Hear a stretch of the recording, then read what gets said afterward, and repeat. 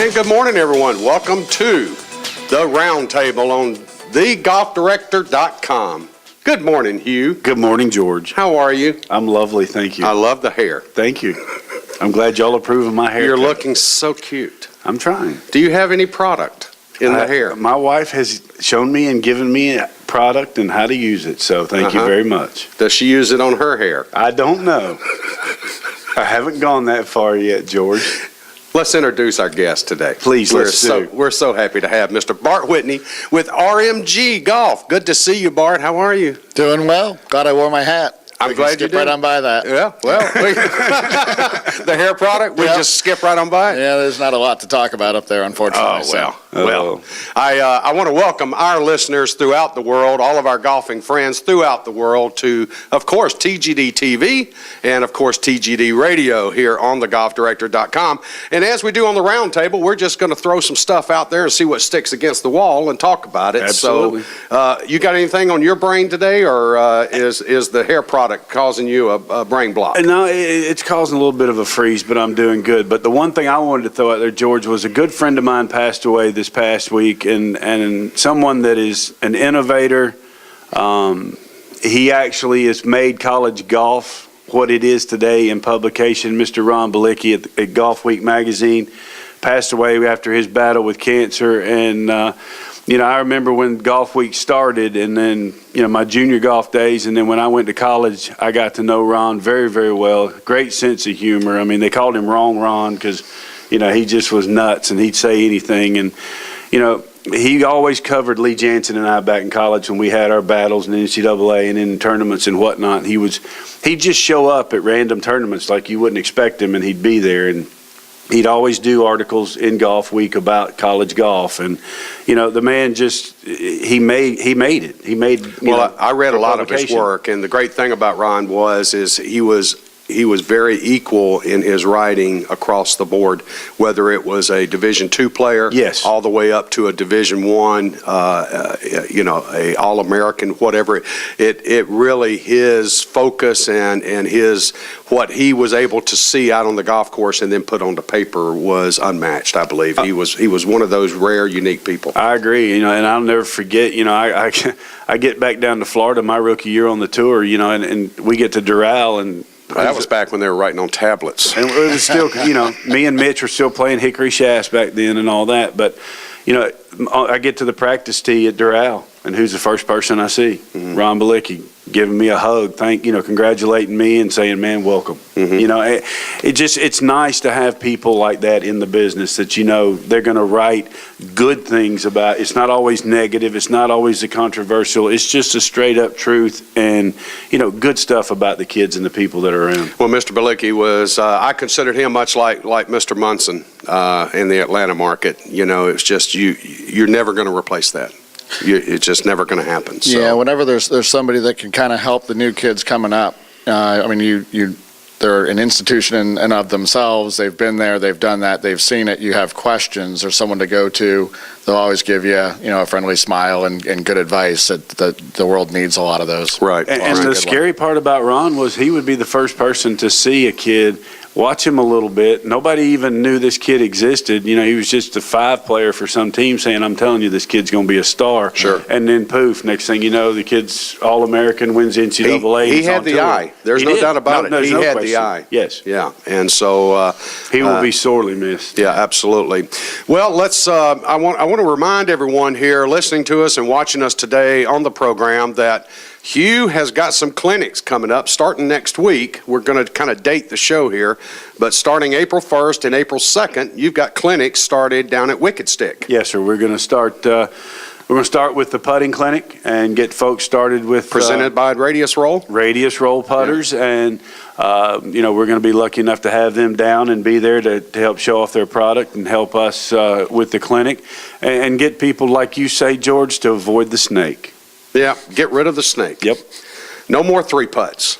And then the second clinic, I believe, is the Wicked Short Game. That's the way it's titled. Absolutely. You're going to teach a couple of shots just in and around the green, which I understand you can't teach Bart anything. Well, you can't carve dead wood, but I'm trying. Okay. But, it's one of those. No, I'm just stating that he will allow you to pick any club in his bag for him to use around the green, and he will basically wipe the green surface with you when he's done. Well, How about that? stand on your head and shake your pockets. Whatever falls out, we can play for it. Because this kid ain't scared. I was trying to give you a plug here, bud. Well, I appreciate Bart it. can play. I mean, the guy's a scratch golfer. I understand okay? that. And flipping all the. I scratch too, but it's the rash is getting better. Dude, don't go there. But I mean, the man's had 3 out of 4 state championship teams with the girls up in Charlotte. So I mean, he obviously knows what he's doing. So And we're going to get into that a little bit later on RMG Tech Talk here. So I'm excited about that. Hey, Hugh, I got a question for you. Is Tiger going to play Augusta? I would bet my life on it. Yes, Okay. unless he's on What's his your thoughts, Bart? deathbed, I think he'll be there. Yeah, I think he'll show up with every intention of going, and it would have to be real bad for him not to tee it up on Thursday. I would agree. Yeah. I would agree. A lot of talk in the media and all that about will Tiger play. I agree. I think he'll do everything he can. Now, whether he finishes, whether he plays well, that's a whole nother discussion. So, but again, I agree that he will be there. And by the So- way, that's why Vegas is in business. That's true. That's true. Of course, you can lay a bet on any of that, any component of that. Oh, yeah. So, but again, Tiger, of course, pulling out of the Arnold Palmer Invitational.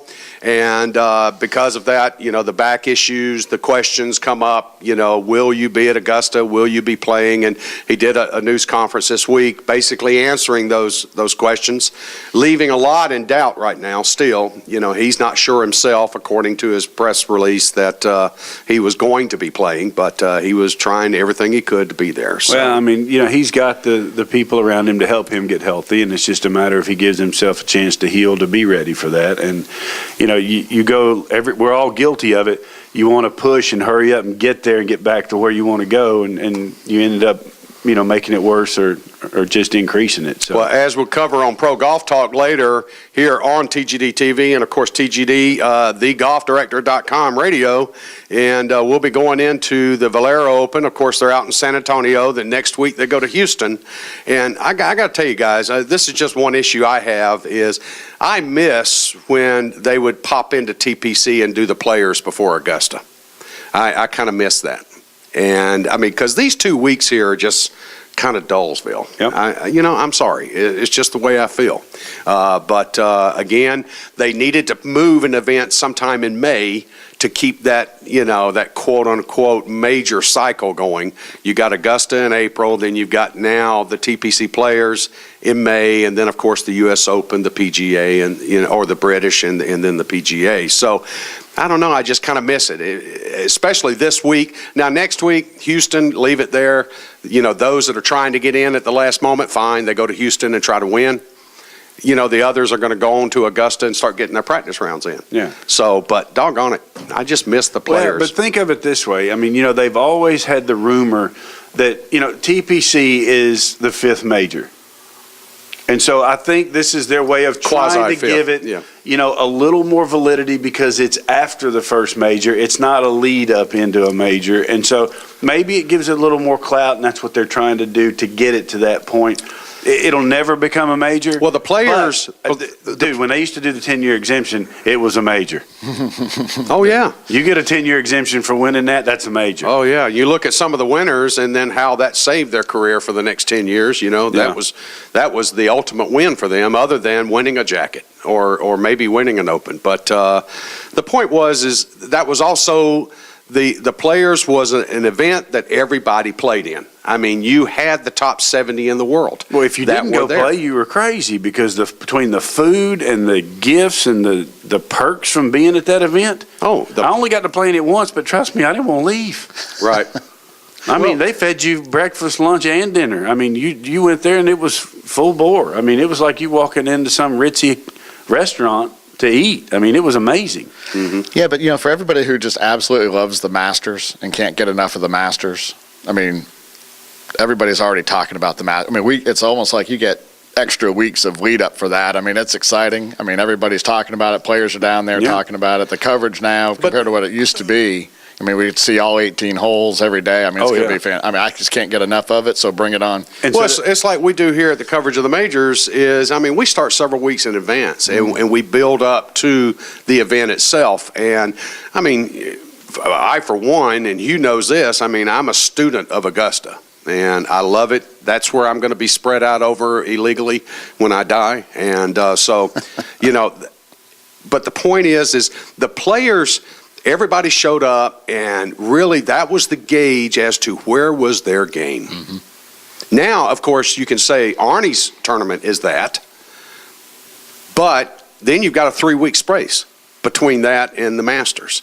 And frankly, I know for me, for example, if I go 3 weeks off, you know, of course they're practicing and doing this and doing that, but you're away from tournament golf. And that players being just 2 weeks before Augusta, that was the gauge. I mean, who was hot? Who was coming out of there with really good game, good putting, you know, and it just seemed to be a great springboard going into Augusta. But for now, as the devil's advocate, though, now it's given that little guessing of, you know, well, what's going to happen, the suspense factor, and what's going on. You know, you're unsure, and to me, it makes it more dramatic.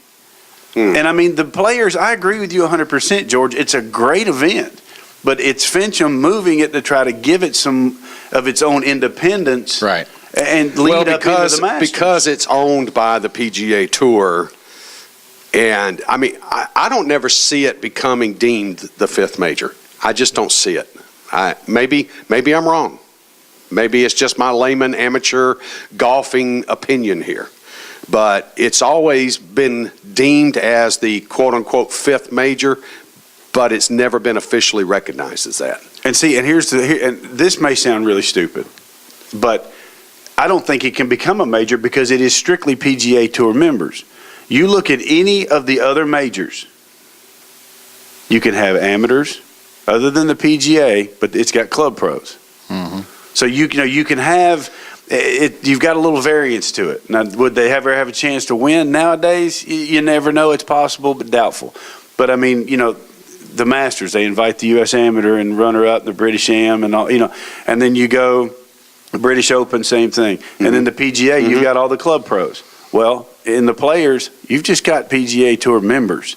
If you're not a member of the tour, you're not playing. So do they just start inviting some amateurs to take away? That's why I'm saying it. I agree with you from the standpoint it's not going to become a major because every major does something for somebody else other than a PGA Tour player. Yeah. You see what I'm saying? Yeah, I agree. So and maybe they're using that as the brick wall that says this is why it won't never become a major, because you guys want to keep it within your ranks, and we're not opening it to qualifiers. We're not opening it to amateurs. Yes. Okay. Is there any part of it's about the record books? Yeah, it's so hard to win majors. They don't want to add majors because they didn't have them way back when.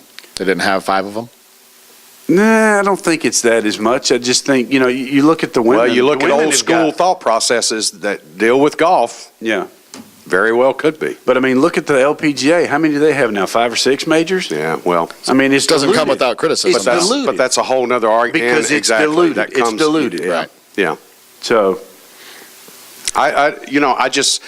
It's this time of the year, 2 weeks before Augusta, that the thoughts of players comes into my head. You know, it's like Christmas time. Get over it. You know, well, I am over it. My point is I just missed that. And you look at the Valero in San Antonio, of course, thanks to the sponsors and the corporate, people that get behind those two. And, for several players like Walker, for example, I mean, he's going back home. This is his time to shine in front of the home front. So, great, good. And it's giving them some validity, and it's giving them some exposure, like we talked about a few weeks ago, to where they're getting some coverage, and people they're going to watch You're going to sit down in front of the TV this weekend and watch the thing. Don't tell me you're not. Well, I do it because I just love the game and the sport. And that's a personal issue. So, but however, it just doesn't have. I mean, I enjoy watching Arnie's event because it's Bay Hill, it's Arnold Palmer, it's got the flair. History, it's got probably 95% of the top 50 players in the world, and so thusly, that's what adds to the credibility of that event. Now, this week, I mean, we even commented on this last week, Hugh. I mean, the big thing, Phil says he's going to San Antonio. What do? They changed their flyer, their advertisement brochures, all their commercials. Now Phil's going to be here. Jim's there. You know what? But Jim's not marketable. You know, Jim had committed several weeks back, but now Phil says, "Oh, I'm going." Well, ooh la la, let's change everything. Phil's coming, so that should improve our spectators by 4 million. Not going to happen. It just gets more of your emergency service people. Does it make me want to watch because Phil playing? Does it make me want to watch? No. There's a lot of others that will, though. Oh, yeah.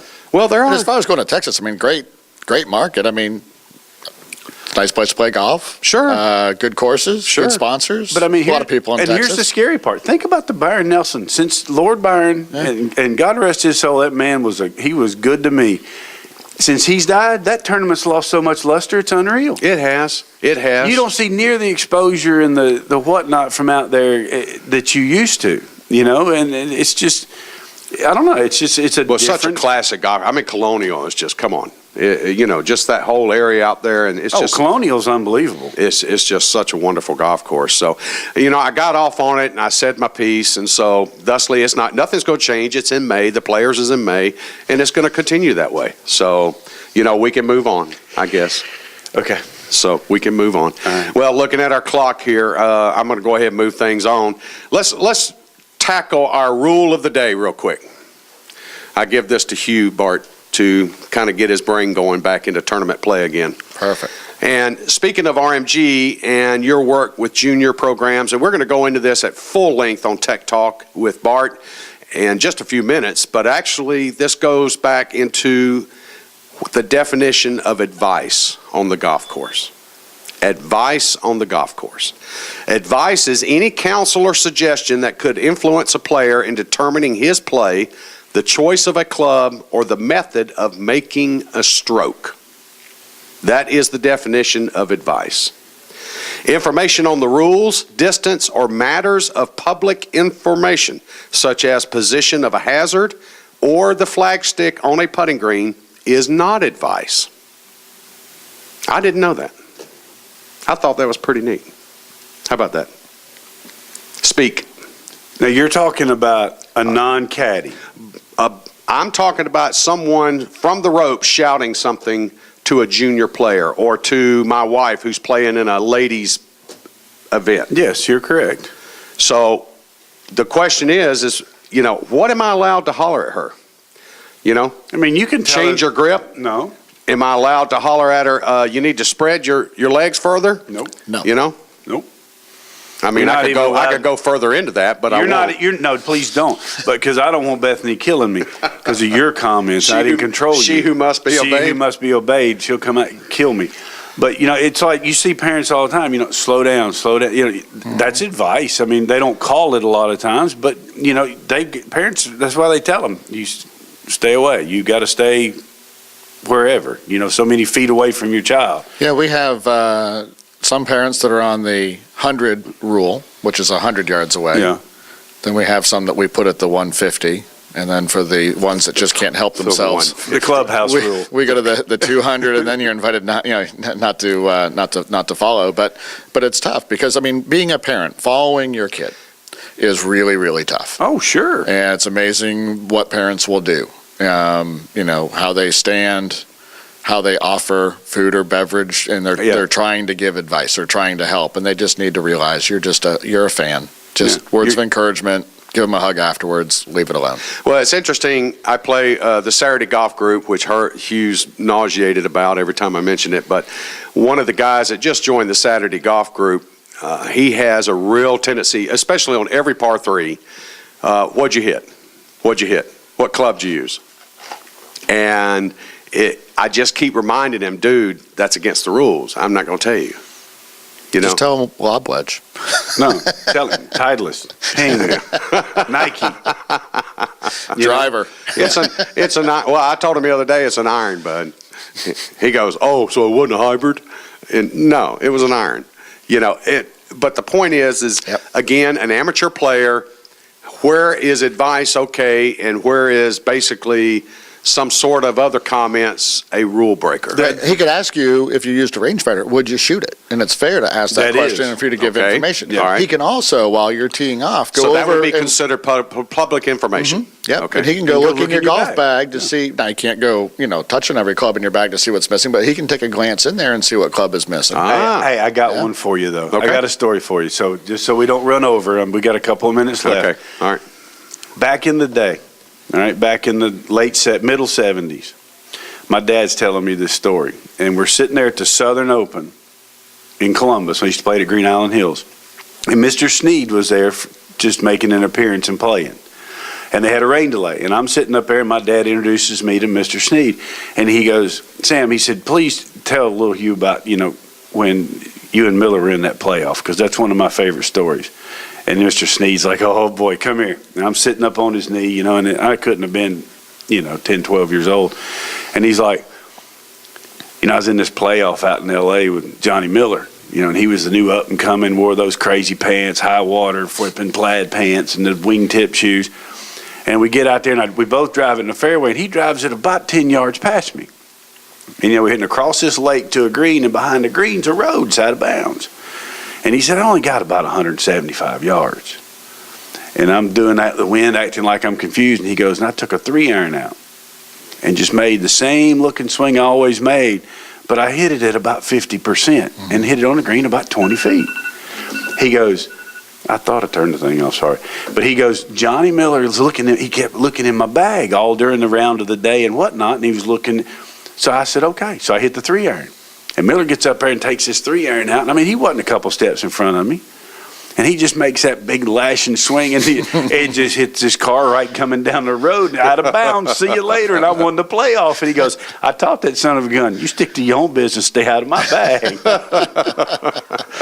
And that's kind of where this whole thing comes when you hear me talking to kids about learn your pace, learn how to change gears, learn your own yardages, and stick to your own business. Right. You start worrying about what everybody else is doing, game over. Well, and again, I go back to this individual. He's a young guy. He's big. He's strong. He hits it a ton. But again, he's a full swinger. Yeah. And it doesn't matter what I hit. If I was to tell him, he's probably going to try to hit the same thing and be 20 yards over the green. So, he needs to think about that. And again, I go back to, what you just commented on Yep. there. I want to thank everyone for joining us today on TGD TV and, of course, TGD Radio at thegolfdirector.com. This has been the Roundtable with Hugh and George and Mr. Bart from RMG. We're coming up is Tech Talk with Red Method Golf. So be sure to stick around and join us for that. Thanks all of you for listening and watching, and we'll see you again soon.